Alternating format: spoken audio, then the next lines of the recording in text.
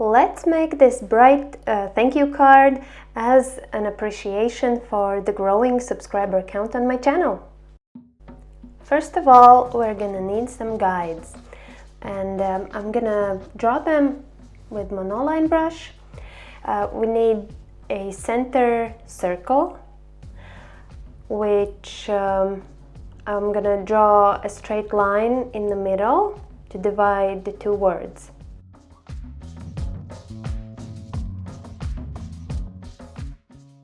To help with our lettering, we can also add text as part of our guide.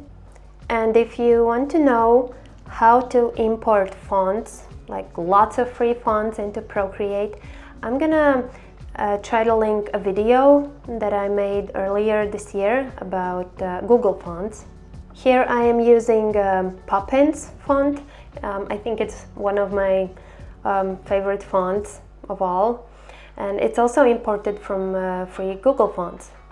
And now I'm going to use the advanced warp option to stretch the letters out and understand the dimensions of my lettering.